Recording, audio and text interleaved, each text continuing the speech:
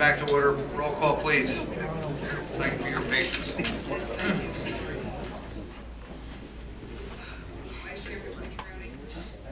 Present.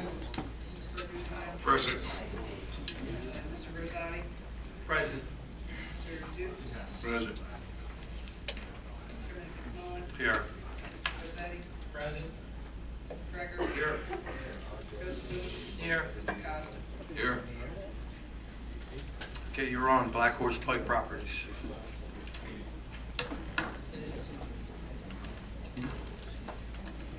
Good evening, Mr. Chairman, board members, professionals, ladies and gentlemen in the audience.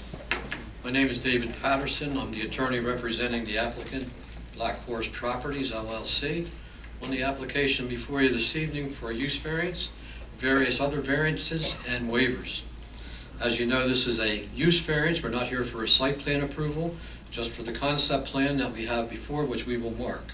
This is on property 15805, Lot 8 on Sicklerville Road.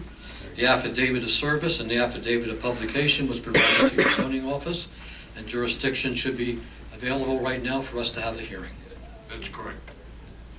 Witnesses for me tonight, I have 4 witnesses. I would ask if they could come up. They can be sworn, and they can also be qualified to testify as experts.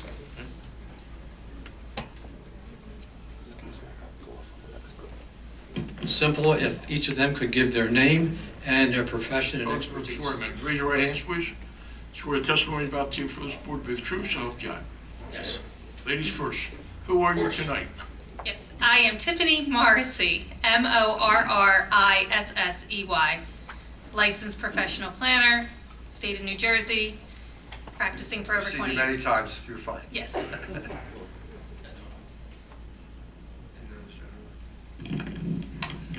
Good evening, I'm Norman Dottie. I'm a licensed professional engineer, licensed planner, board certified in acoustics by the Institute of Noise Control Engineers. I'm a consulting acoustical engineer. I've worked as such for the last 50 years. Clients include boards where I review applications, developers, government agencies. You're fine. It's good. Thank you. Yes, sir. David Fleming, professional engineer, Marathon Engineering. Have an undergraduate and a master's degree in engineering from Drexel University. I've done more than 50 million square feet of industrial and warehousing space in the last 40 years. I'm in my 40th year doing this. It's been some years before I've been before this board. Very good. Yes, sir. For the record, my name is Nathan Mosley. I'm a licensed professional engineer. I'm a partner with Shropshire Associates. We specialize in traffic engineering, and I'm the traffic engineer for the applicant. And, I've been here recently. Yes, you have. Thank you. Thank you. We didn't recognize you with your mask. I presume they won't be recognized for their expert testimony this evening? All right.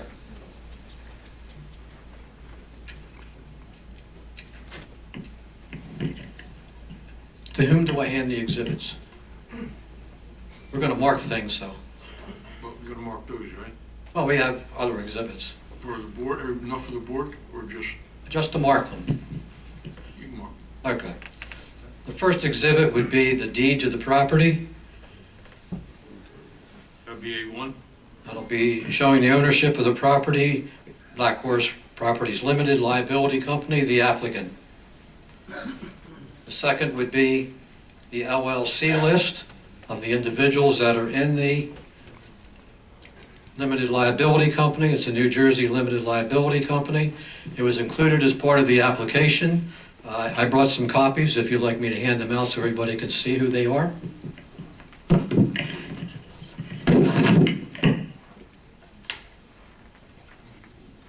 you.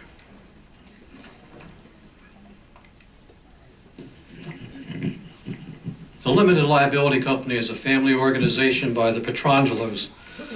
They are here this evening in the audience. They are longtime members of the community with their business operation. They own AP Construction Company. That has been a company in this community for over 75 years. They are very community oriented. They have been the lead sponsor for Main Stage in Blackford, New Jersey. The lead sponsor for the March of Dimes. They've contributed to the Blenheim Fire Company, and they've often offered their properties over the last 20 years for police and fire training.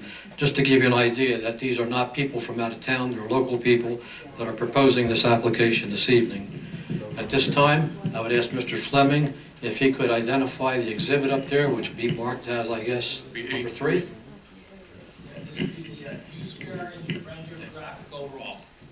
Use variance, render graphic, overall drawing.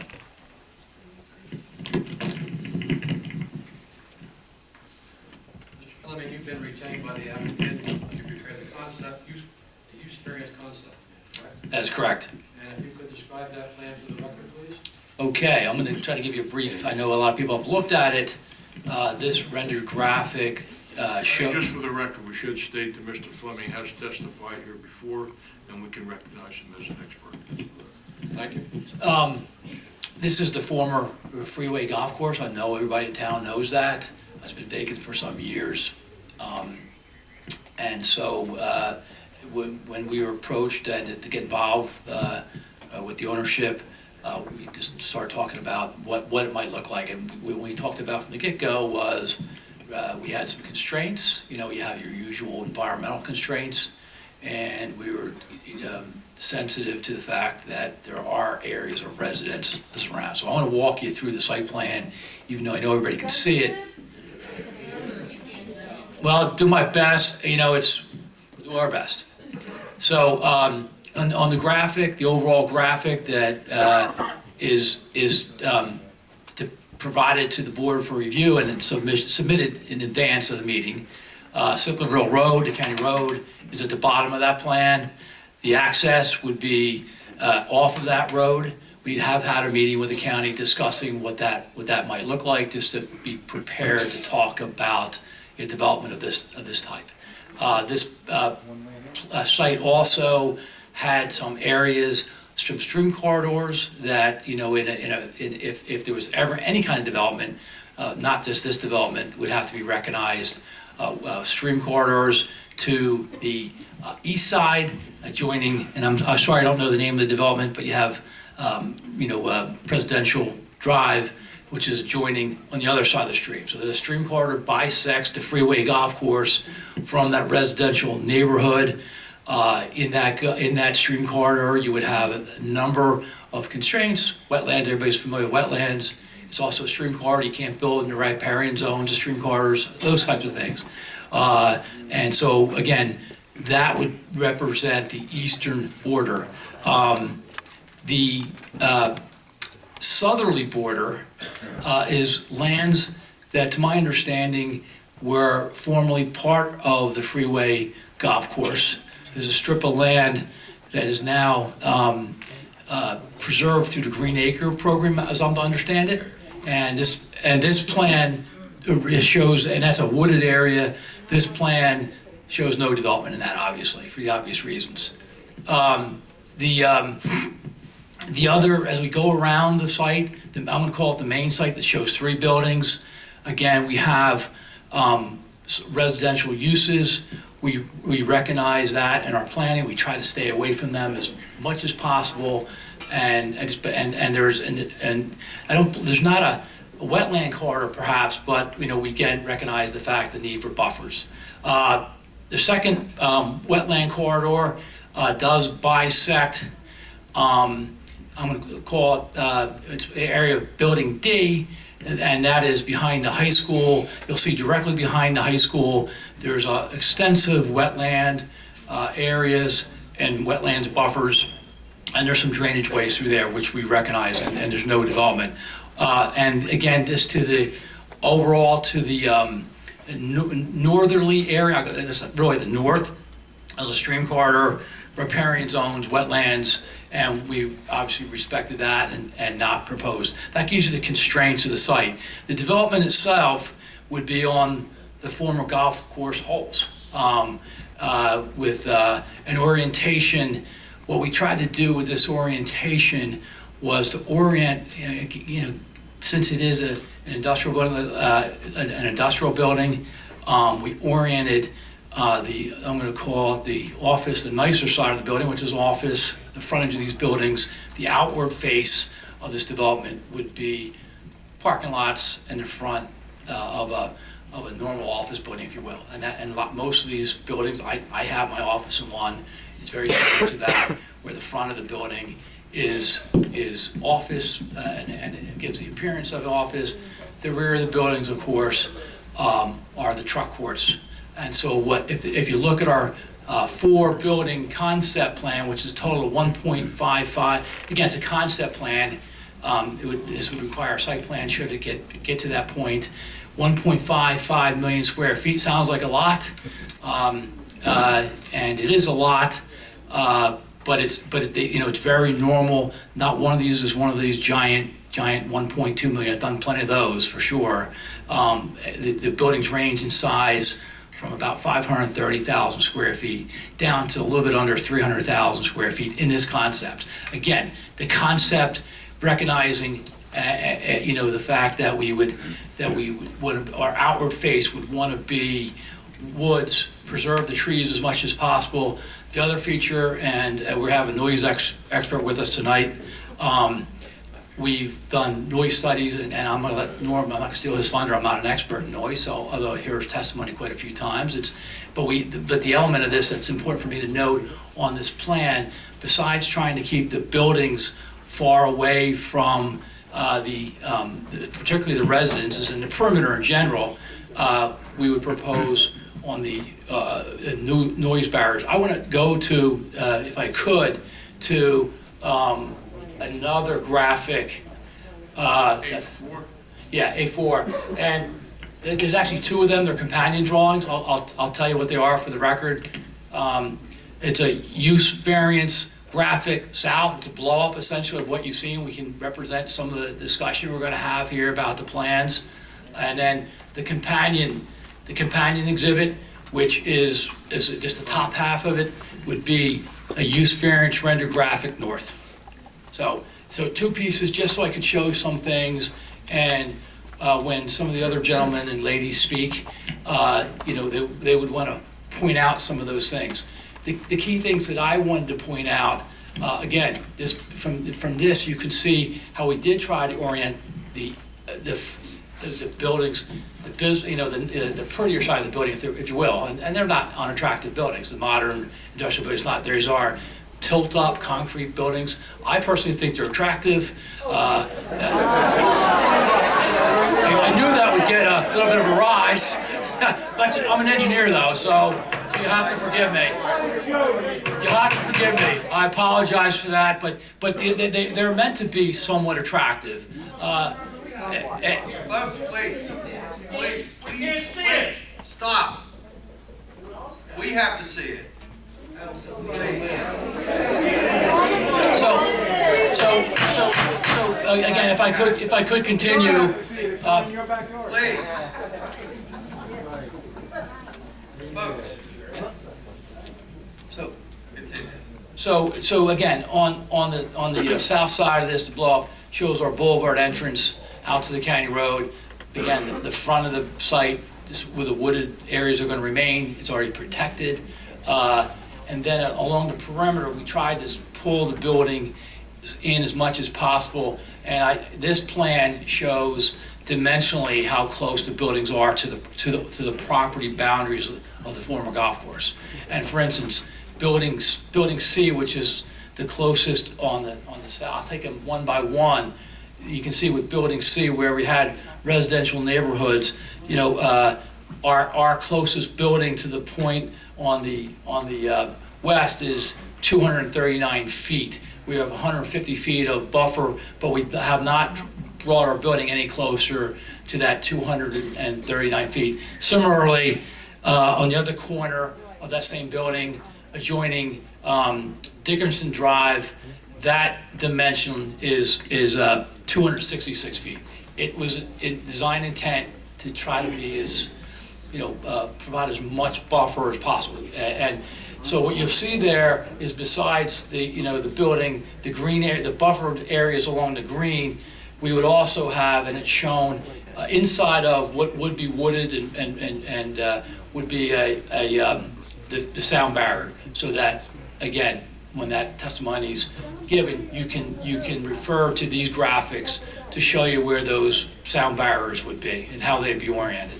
That's true for each of these buildings.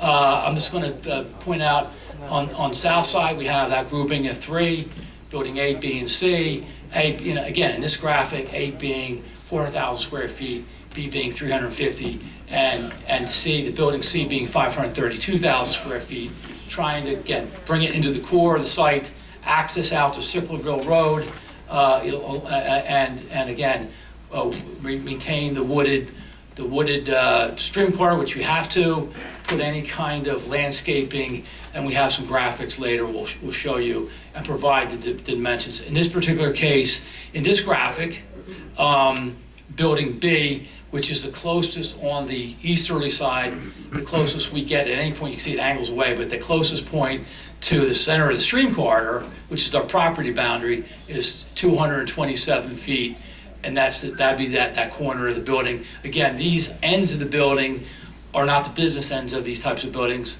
They're, again, generally just the walls. Most of the time we landscape those and try to make them somewhat attractive. So again, that's just pointing out the facts. So this is similarly building A on the upper side here. Again, our closest point is 200 feet away, and then again the side would angle away to even further and further away.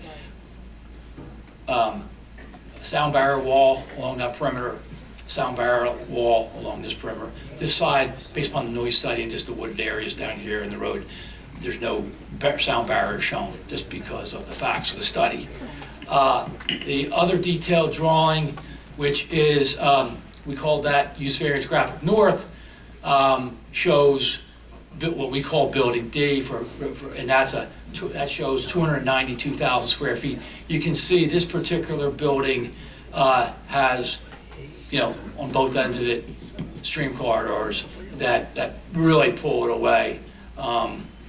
So far that we didn't even put a detail from that to that barrier over there, but this one little corner here is shown at 250 feet, and the top side, again going back to, is like a 150-foot barrier. That's our buffer. That's our smallest buffer. That would be the north side of that point of building, coming back to the original graphic.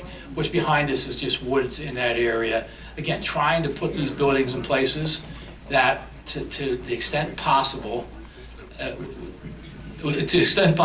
you go, thank you.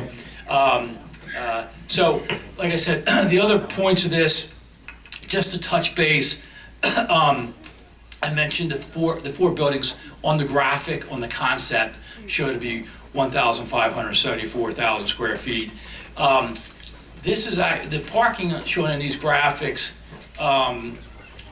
shows a total car parking of 1,333,000 square car spaces. That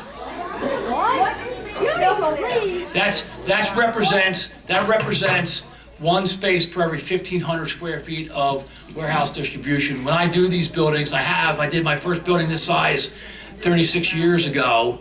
When I do these buildings, I usually recommend to most of my clients that we come in at 1 to 3 or 1 to 4,000 square feet. And unless they have a specific end user, many of these buildings are overparked in terms of what gets approved. And if you drive around many of the facilities, other than an Amazon facility, this would represent much more parking than is necessary. But we showed it so as to represent the most intense development that could possibly occur should you see fit to grant that.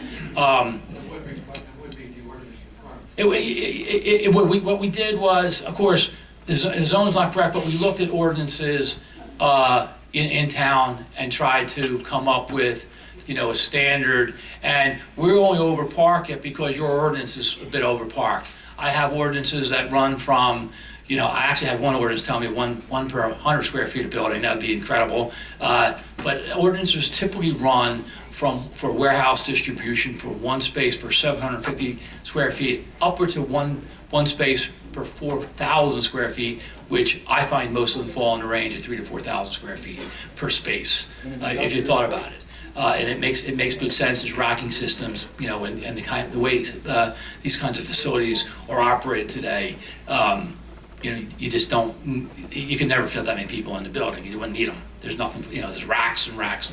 So, And there's also offices within these and warehouses. offices. Relatively, offices are a smaller, you might, you break room, those kinds of things that are necessary in each one of these buildings. What could happen is, in a lot of these buildings, is you split the use. You might have you might have 2 users in the same building, where there's a a party wall in the middle.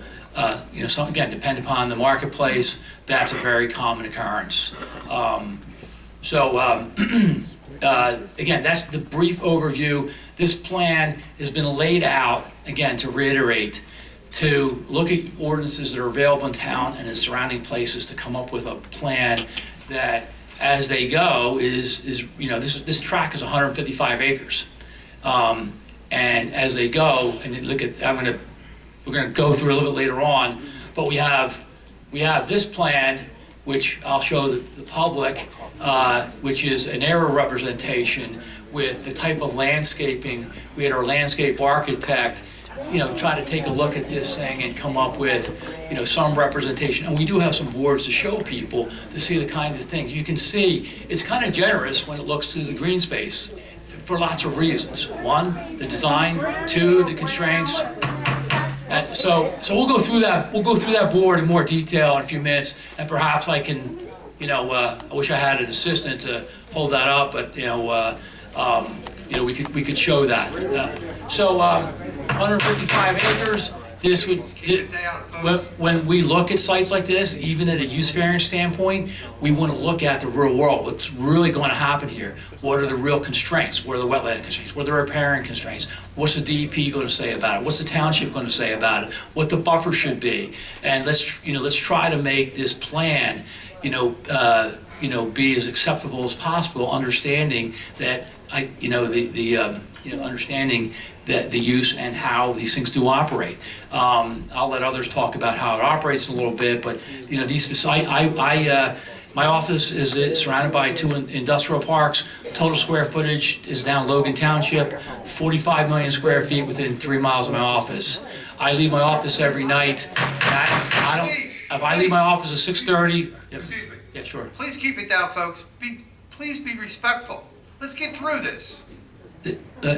Again, my point being is this represents, as much as possible as the most intensity that we would envision this to be. We would address that later on, but we did try to do, again, look at those constraints, look at the zoning, look at the environmental constraints. We put an environmental impact statement together. We do recognize that the Freeway golf course has a really interesting history, and it would be, in a future development of any type, be mandated by the DEP an archaeological investigation. And from doing these so many times, so many places, that I'm more than certain when you do the initial archaeological investigation, there'll be further studies, and eventually, whether this was built under the current use or this use, would require that a full investigation be done. And typically the SHPO office, State Historic Office Preservation, usually wants a report, work with the Historical Society, and to document what happened here on the site, how it was used in the past. And it may just be the Freeway golf course, but perhaps even prehistoric uses of the facility, of the lands. That's just part of what we do. We would respect that. Although the buildings are gone, there would be a thorough investigation as part of, again, the buffers, any teeny species, we always look at those. Our firm does an awful lot of environmental permitting, and again, the setbacks, the way we've laid this out, or to respect those areas where there could be, and the buffers here we show are to be the most restrictive in terms of wetlands buffers that the state would give at 150 feet generally. And so again, those types of things are thought about. The actual implementation of all that process, and I know the board gets involved in that when it's at a site plan level, and so there'd be a heck of a lot going on here, in a future development type application. the blue areas on the plan, you did identify where there would be storm basins, correct? Yeah, and especially in the last 2 years, March 2nd, 2021, New Jersey adopted what's referred to as the green infrastructure. It's certainly a challenge when you're talking about this type of use or shopping centers, but it requires all the stormwater to be infiltrated, very little discharge. It be broken up into little pockets, no more than 2.5 acres of drainage to one green infrastructure feature, and that could be ground infiltration. It could be there's manufactured devices with filter media and trees, and there's a whole host of things that get done to satisfy it. In addition to what 40 years ago when I was a young guy, just doing the rate control. So this project, besides the township county, would also have DEP, which would also study that in great detail. In the event this went forward to a site plan, how would lighting be directed on this site? How would lighting be directed on this site? Again, typically in warehouses, it's no more than, most of the warehouse I do, it's less obtrusive than shopping centers because of the types of uses. A lot of time, most of the time, the poles or the building lights are about 25 feet, 20 to 25 feet, typically, all pointed down. Of course, in the modern world, you would have them shielded. Most of these types of facilities, it's not a car dealership. Nobody wants the lights on 24/7. Most warehouses, if they have, again, when you get into the operation, you have your day shift, which represents the vast majority of uses. And as you get into the night, there's very little activity. I can testify to that because I have worked for many years in an industrial park with trucks. And so, Come on, folks, So- please. so, Not helping. Please. He's not helping. Continue, sir, please. yeah, so I'm here just to give facts. We don't care about your office. So when we talk about these things, like I said, these are really, I know they're really site plan issues, but of course, we're trying to be respectful and address those. Yeah. So that, that regarding lighting, again, it's mostly, light actuated if there's activity, a limited amount of security lighting, and typically a pole would be 25 feet directed and shielded. Is there public water and sewer to the site? There would be public and water to the site, correct? I'm going to address, if we could mark this as another exhibit, it was in your package. A6, It's the submission waiver request list submitted with the application. what is it? The submission waiver request list. There are waivers that are being requested on this application. I have a copy here for you.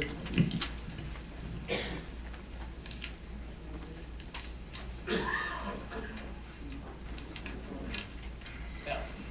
Okay.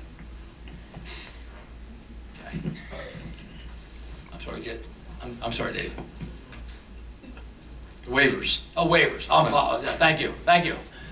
My eyes aren't as good as they used to be. I saw the paper, I knew, I recognize it now. So, again, with the zoning that was in place, there are a host of waivers that some of them are very technical. I'm gonna run through them as quickly as I can. You have submission checklist items in your land development ordinance. So submission item number 28 is a scale not less than 1 equals just 50 feet. We're requesting a waiver from that because, again, there would be various plans that would be as much plans I show you are scales that would violate that. Although there would be detailed plans necessary in the future at a site plan that would get down to a 30 scale, but some of the plans would be like as we show here. Submission waiver 39, proposed structures and uses on the track, size, height, location, arrangement, and architect scaled elevation. We're requesting a waiver from providing the detailed building lighting and signage information because that would be provided at a later date at a major site plan application. of course, we've tried to testify to the general configuration. Again, because we're at this use variance checklist item number 42, floor plans of the structures, we're requesting a waiver from that at this juncture. Similarly, that we have, again, these are mostly related to site plans. Checklist item number 43 regarding signs, we're not at that level. Again, typically a building like this, it's not like a shopping center. It typically would be an entry sign of sorts. There'd be some perhaps numbering over door, an entry door location, but there wouldn't be a heavy signage like you would see at a shopping center. And we're requesting a waiver. And that was for 43 was for existing signs, 44 is for proposed signs, for the obvious reasons where we're sitting. That's the waivers. You also have some other renderings you'd like to present? We should do those, and I'll take a minute. I'll try to show the audience, and then I'll turn towards the board if you don't mind. I'll read it. This is an overall aerial perspective drawing that shows the entirety of the 155 acres, which was I kind of already walked everybody through it. I'm not going to do it again, but what I wanted to point out in this graphic, which does show perimeter plantings retaining existing vegetation, supplemental plantings, and the kinds of plantings that we would see and that would be part of a site plan application. And like I said, as I turn around to the board, again, what is notable is that there's a lot of green space, and most ordinances. So as it relates to this type of use, and so A7. The next two are some perspective drawings, and again, this is view 1A, Sicklerville Road, main entrance. I wanted to point everybody out to the fact that along Sicklerville Road, we have an entry into the site. That would be our only incursion, into that frontage because of the Green Acres Strip. This is just a perspective of the boulevard entrance. Now I'm going to turn around and show the board. It's, what it would look like.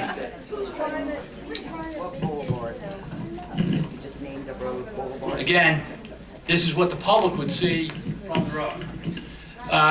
View 1B, again, just another perspective drawing representing the kind of entry that you see in these types of parks and would be appropriate and would be something, again, the point being we would have a boulevard road entry onto Sicklerville Road only, no other buildings facing. Again, for the board, 1B, it's just the opposite side, looking at the entry from both sides of that proposed intersection, from the county road, Sicklerville Road. Okay. I need to find the key map.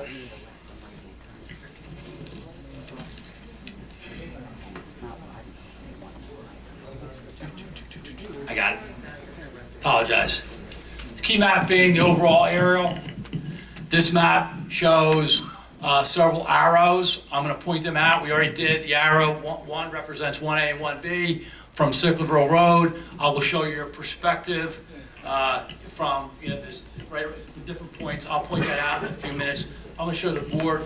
This is what we've already presented. There are some graphics. Maybe we get this order like that while I then walk them through view 2A, which again is a graphic. We're going to two would be from the neighborhood, 25 Pine Glen Drive cul-de-sac. And what we're looking at is maintaining existing trees, and then the green strip. And as I mentioned before, I believe that setback to that building corner is 200 feet. We believe you're going to see these trees, because you already do, and the wetland corridor, which is going to be maintained, and then anything we plant on the other side of this wetland corridor. That's A10. This would be, I mean, it was described as view 2A, vicinity of 25 Pine, looking into the site. That's 2A. This next one would be 2B, And 2B would be if you came on the other side of the wooded wetland corridor and you're facing our building. This represents the types of plants that we would plant on the short end of, in this particular case, view 2B, vicinity of 25 Pine Glen. Again, once you cross over the wetland corridor and look at our building, and then on the short end of building B, we would have trees planted. These would be on-site trees, not the wooded wetland, which I showed before. These would be the kinds of plantings that every township I deal in would certainly want, and our clients commonly build and construct like this. In this case, we're giving them, the beauty of this site plan is, we're giving them ample space to do it the right way. Not always the case.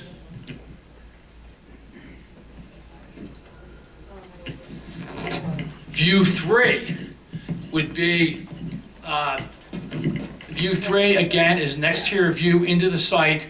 This would be from the vicinity of 1500 block of Walden Court at the end of that cul-de-sac. And what you would see, and it was important to look at this. I'm going to turn around to the board. I know the public's going to have a hard time seeing that. We would plant trees. What you'll see is behind that, those trees, which are the buffer, 50-foot plus or 50 to 75-foot buffer, depending upon where you're standing. There would then be a sound wall. Inside that sound wall, there'll be additional green space. If you look at 3 from that cul-de-sac, if you look at 3, the cul-de-sac faces the building. We're going to have a buffer strip, then the wall, then more green, and then the building. And so what the public would see would be over time, especially as these trees and shrubberies matured, they would mature into hopefully very little to be seen, frankly. And again, typically we would have this type of, it's not typical, this plan, that's the pinch point, frankly. Other areas along the front of this building are much wider and you would see nothing if you look at the overall site plan. So that's the pinch point. That's view 3. And then we have two graphics from what we're calling view 4. View 4 would be from the northwest at building A, again at the pinch point. If you look at this graphic, where the pinch point being, where the corner of building B extends towards the property line. I previously testified what that dimension is. I actually forget it, but we can. So in any regard, that's at the pinch point. We have 2 views. This would be, again, this represents the fact that there's some trees there now, and you would continue to see those trees. We would preserve all the trees along the perimeter. Some of them are in the golf course, some of them are in the residential development. There's the units there, and we would continue to show that, and obviously not disturb that. You would continue to see that. You can also see there, and it's tough to see because this slopes up a little bit. We would have the sound barrier wall, which is a visual barrier too. It just doesn't protect. That is view 4A, vicinity of 16 Heath Court, cul-de-sac. View of existing tree line. And then again, just like I described before, supposing you walk through the existing woods and you came onto the golf course, and once we developed it, we have what we call this, again, 4B being the vicinity of 16 Heath Court cul-de-sac. We're assuming you walk through the tree lines, and now we're looking at the new landscaping and the green space that we would create between at that pinch point between the building. Again, 4 being at this locale, building A, pinch point. And this is for the board. This is once you're inside the existing tree line, this is what you would see as far as the new plantings against the short end of the building. And I think that's it for our graphics. Again, the overall one with the key map was shown on this guy, and this graphic again is represents the walls, the proposed existing vegetation, and the proposed vegetation. You gonna have mulch?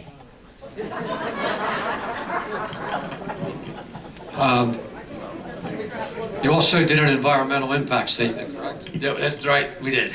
All right, I'm going to show you a copy of that and ask, is that the environmental impact statement? It is, our office prepared that, that's Right. correct. We could mark that as an exhibit, Mr. Costa. 15? Thank you. And if you could just go through, what is an environmental impact statement? Well, so most ordinances have those. We did one, we do them for all of our projects. Depending on the jurisdiction, there may be some little nuanced differences, but essentially you document what's there. What's there. The sources you use, of course, are aerial maps, site visits. There's various agencies that when you write letters to, you will document the types of what we call T&E species. That could be vegetation, that could be obviously bird species or other animal species. In New Jersey, as you know, we wrote away as part of this to the New Jersey Natural Heritage Program. A lot of that stuff, anybody in the public can go to the GIS website that the state maintains, but this is a more official way to do it, and you get a little bit more information. You get a report back that they'll prepare at the request of consultants or anybody who writes, anybody from the public. Anybody here could write to them and request the same information. There's no special, so we do that. Again, it's very important, to point out that, in this area of South Jersey, we all know there's bald eagles. However, in this particular case, we're staying away from most of those wooded wetland areas, and given that would be something that would be addressed as part of a DEP application in conjunction with any future development plan, for any use. And it doesn't matter what the use, you would have to address that. Again, what you do in those instances is you stay away from the riparian corridors, you stay away, you have the 150-foot wetland buffers, we have wetlands, those kinds of things. That's what comes out of the dialogue with the state, unless you find a nest. And again, they don't even want to tell you where a nest is. You have to go out. If they deem it to be close to a nest during a DEP process, they would say, gentlemen, ladies, you go perform a study where you send an expert out into the woods. We don't anticipate that here, given the nature of what was already here in the past, but again, that is always part of a process. I point that out. Again, this project's really not expected, because of its historical use, and there's nothing really close by. So that's something that, again, would be addressed. We feel we've addressed it in our concept plans. It would be officially addressed only when you obtained the DEP land use approval and they said it's okay. But that's how you get sign off and that kind of thing officially.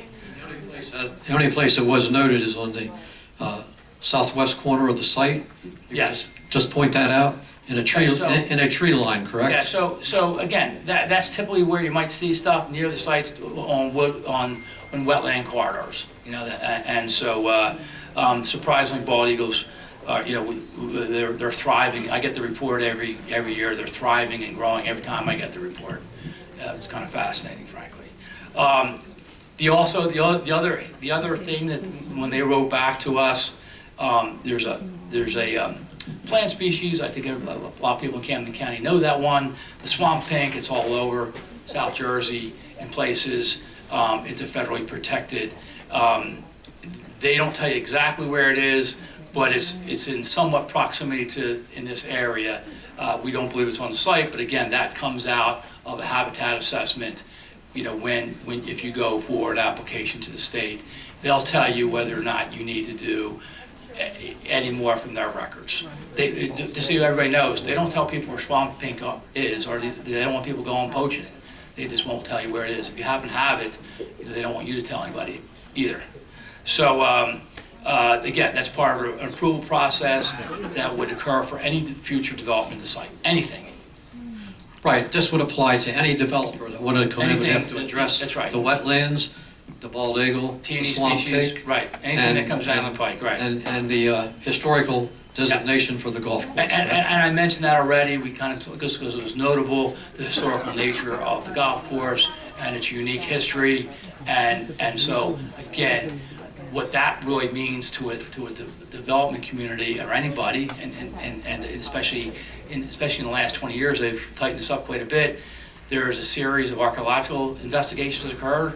The first one's a 1A, then they start doing some tests, and then ultimately, if they find enough information, you could be out there prior to construction for months, excavating, whether it be, some prehistoric, activity, or more recent, like the golf course. In the case of the golf course, that would have to be addressed. They typically, on a redevelopment or a project, would ask that the applicants spend the money for the consultants to create real documentation on the historical use of the properties, work with the historical society, and that so it's preserved to the extent possible for future generations to know what had happened on a piece of land. There's also a cell tower on this site, correct? It's existing. There is. I'm trying to remember where that sucker is. It's back here, right?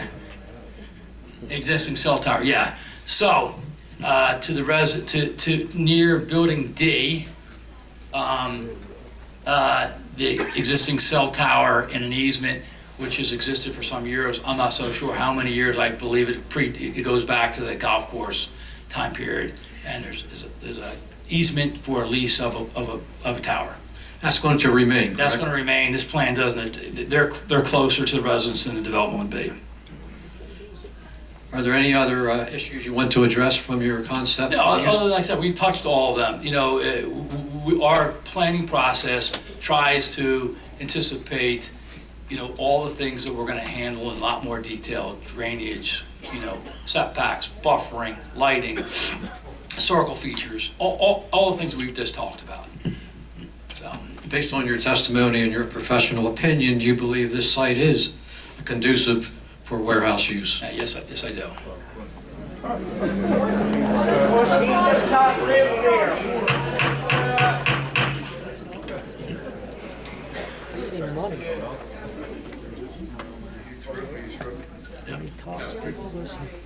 Any questions Yes. for Mr. Fleming? You mentioned several times about a sound barrier. Can you testify to the height, the width, the length? Okay, so not for you, okay. Okay, Speak to the microphone. no problem. Next question. You had mentioned parking spots. How many did you propose? Microphone, please. Sorry about that. I'll try not to scream now. I hit the off button, I believe. This is a 155-acre site. This concept with those 4 buildings shows 1.5 million square feet. We selected conservatively to show you a parking ratio in the warehouse space, which is the predominant space. There's office space, which is de minimis in terms of area, and then the warehouse space. The warehouse space is the vast majority of the building area. That has a parking ratio of 1 space per 1,500 square feet on this plan, resulting in 1,333 parking spaces, which I mentioned before. Thank you. Anyone else on the board have any questions for this gentleman? Yes, sir. So that's 1,300 potentially. There is no, that would be for general warehouse distribution. That could be any types of things that you see in warehouses. There's no, to my knowledge, there is nobody slated to be here. It's a little early for that. It's just, for the use variance, we don't have any particular idea of who would... General warehouse distribution. They would be leased by the LLC, but we don't know who that would be at this time. We don't have a site plan to present or any type of users. Continue. Anything else you'd like to add, Mr. Fleming? No. All right. At this time, I would... I have one question. Sure. You have the parking spaces on the plan. Yes. The plan I have also shows spaces for parking tractor. Yes. How many are they? I have that number written down. Well, When you get to be 62 and you do this every night of your life, you might have to look at the piece of paper to make sure you give the right answer too, by the way. So, I will refer to my document if the crowd would permit me to. We show on this plan for these 4 buildings combined, 297 dock doors. They're basically run along the face. They run along the face of the building, standard, and there would be an additional 200. There would be 297 trailer spaces as well. That's represented on that plan. That's a direct count. Can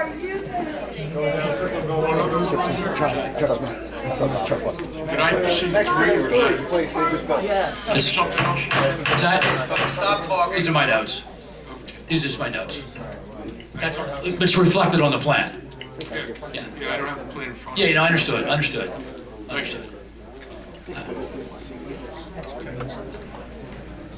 At this time, I would ask if Mr. Mosley could come forward. I believe he is recognized as an expert for his testimony, traffic engineering. Mr. Mosley, did you prepare this traffic report dated July 8, 2022? Yes, that's correct. Right, and you are a traffic engineer? Please, we can't hear. Yes, I'm a licensed professional engineer, and I specialize in traffic engineering work. And how long have you been doing that? Almost 20 years now. Okay. Would you please explain to the board the results of your traffic report study? Sure. So I'll just give a little bit of background from a traffic perspective. Obviously, we're looking at the site was the former Freeway golf course facility. It's along westbound Sicklerville Road. To the east, we have Jarvis. Further to the east, you eventually hit Berlin Cross Keys. To our west, we have Garwood, which is a signalized intersection, and further west, you hit Hickstown and the Route 42 interchange down there as well. Now, we have had some preliminary conversations with the county that did dictate some of the study locations that we put into the traffic study that was submitted with the application for the use variance.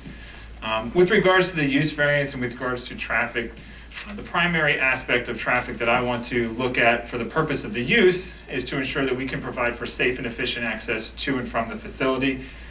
We also want to do some preliminary analyses to see if there'll be any substantial off-site impacts as well.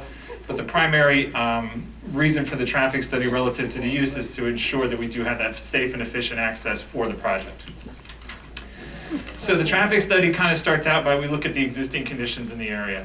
In order to do that, we do traffic counts along Sicklerville Road at all the existing signalized